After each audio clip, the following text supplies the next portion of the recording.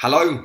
Today's Wednesday, and I want to talk today about isolation, being isolated, the danger of being isolated. I think we've all got experience of it now, haven't we? Over the last, it feels like the years, but it's only months of being isolated from one another to some degree at different points. Even us introverts, the first few months were great. We're like, oh, come on, we don't have to go out and talk to people. No.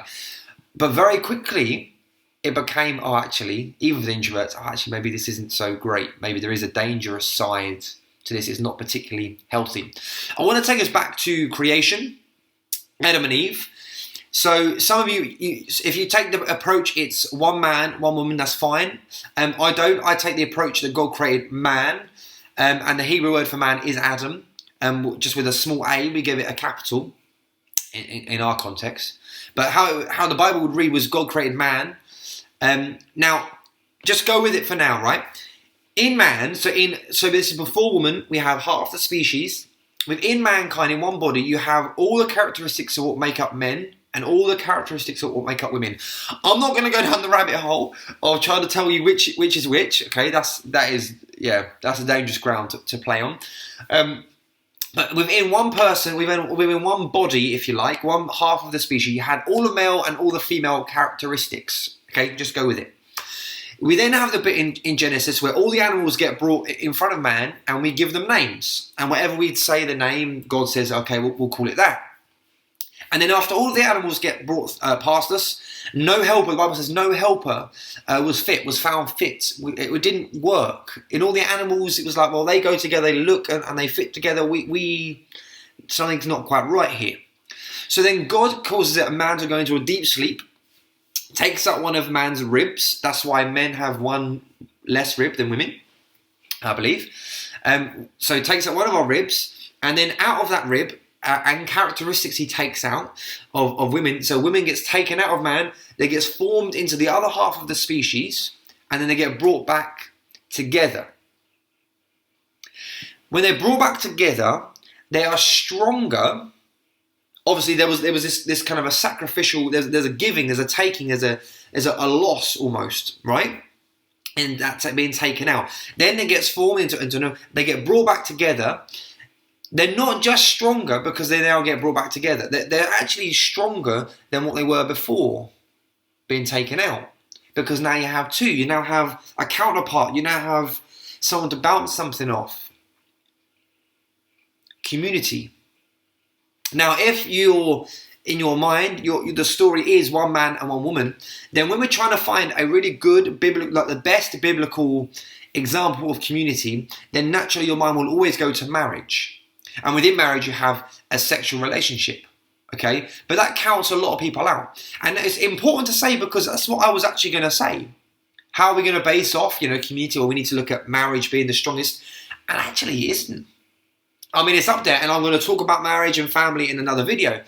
But the strongest, what we can base the best biblical principle of community upon is Jesus.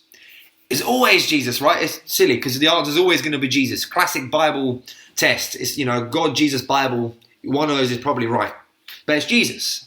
And if you look at Jesus and how he talked to his disciples, how he gave himself for the church, then we actually see the greatest sense of community then. There's something so powerful in the giving and mutual receiving of love and respect.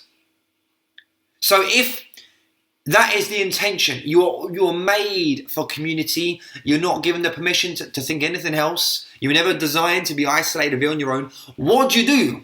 What happens when COVID-19 strikes and you are told, stay in your homes, isolate, do not meet up with friends and family, do not be in community, stay at home, be on your own.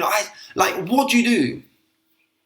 Now is the time to fight tooth and nail. Get savage, get down and dirty, do whatever you can to keep community. Now, I'm not telling you to break the rules, right? But what I am telling you is find new ways of doing community. This is one of the most important things you can do in your Christian life, is to find community with other Christians. Now that is going to be more difficult nowadays. You're going to have to be more intentional about it. But what does that look like Pick up the phone, speak to someone. Use online, use media, use technology, use whatever you can. Fight for it.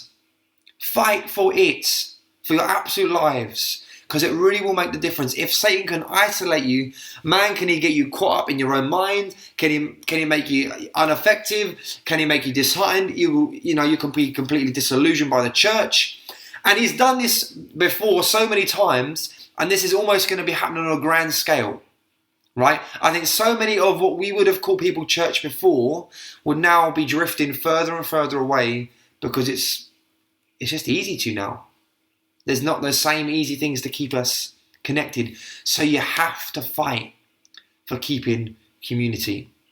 Okay? When you look at the life of Jesus, and Satan got him in the wilderness and tempted him, and Jesus was at his absolute weakness, or weakest if you like.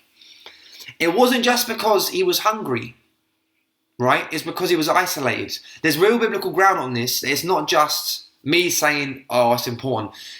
Satan will wait for you to be isolated. He'll use whatever he can to get you isolated, and as much as he can, he'll take you off your path, take you off being effective, off doing the things that the Church of Jesus Christ should be doing. So fight tooth and nail, be in community, get creative, be inventive, be intentional, and fight for that community. It is so, so important. God bless. I'll see you tomorrow.